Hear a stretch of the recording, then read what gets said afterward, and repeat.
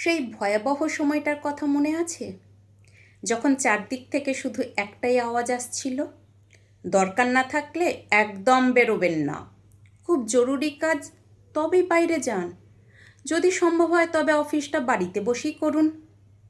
হুবহু সেই কথাগুলোই কিন্তু আবার নতুন করে শোনা যাচ্ছে। মনে হচ্ছে যেন সময়টা হঠাৎ করে পিছন থেকে হাঁটা শুরু করেছে। মাঝখানে কয়েকটা বছর কেটে গেল।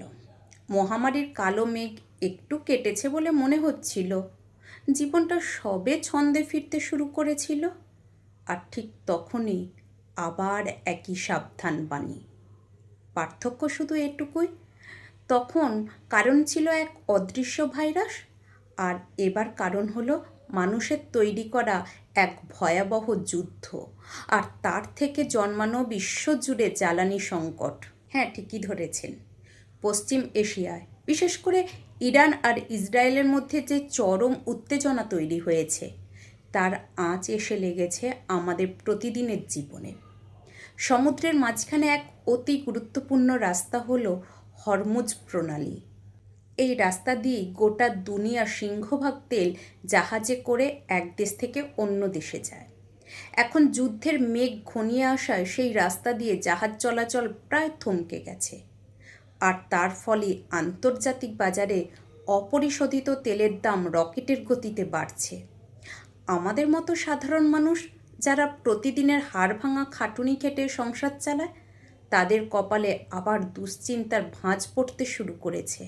পরিস্থিতি যদি এভাবেই চলতে থাকে, তবে খুব শীঘ্রই হয়তো আমাদের আবার এক অদ্ভুত লকডাউনের মুখোমুখি হতে হবে।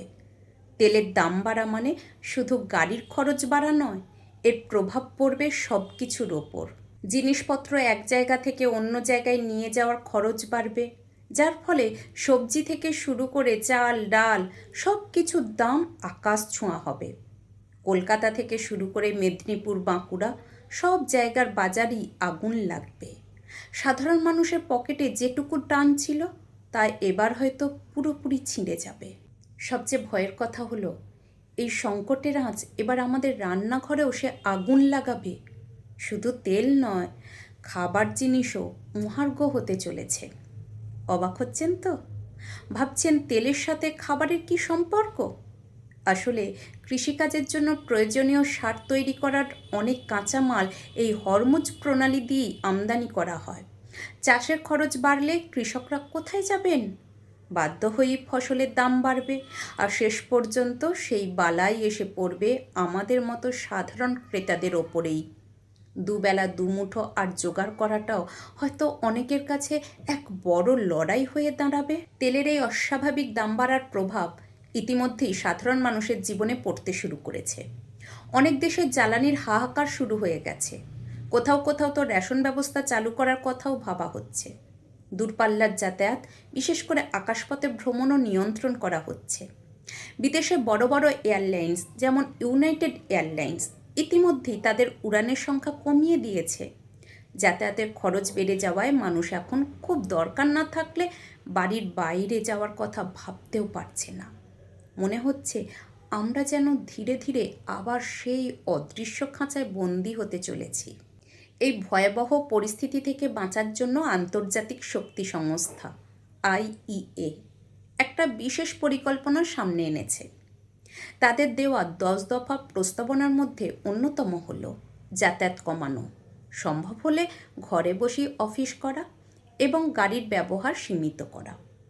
বিশেষজ্ঞরা মনে করছেন এই কথাগুলো হয়তো শক্তি নিরাপত্তা বা এনার্জি সিকিউরিটির দোহাই দিয়ে বলা হচ্ছে, কিন্তু এর আসল রূপটা পুরোপুরি সেই কোভিড আমলে লকডাউনের মতোই অনুভূত হবে।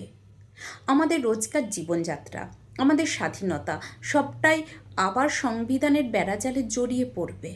সংস্থাটি বলছে, কোভিডের সময় এই অভ্যাসগুলো যেভাবে রোগ রুখতে সাহায্য করেছিল, এবার এই গভীর তেল সংকটেও ঠিক সেইভাবেই চলতে হবে। আর সবচেয়ে উদ্বেগের বিষয় হলো, এই পরিস্থিতি হয়তো চিরস্থায়ী এক ব্যবস্থায় পরিণত হতে পারে। আমরা ভাবছিলাম মহামারীর কালো মেঘ কেটে গেছে, আমরা স্বাধীন, কিন্তু আজ মনে হচ্ছে আমরা ভুল ভাবছিলাম। আমাদের জন্য হয়তো আরও বড়, আরও কঠিন এক সময় অপেক্ষা করে আছে। আবার হয়তো সেই বিষাদের দিনগুলো, সেই ঘরে বন্দি জীবন আমাদের গ্রাস করতে আসছে। কে জানে এই নতুন লকডাউন আমাদের জীবনকে কোন পথে নিয়ে যাবে।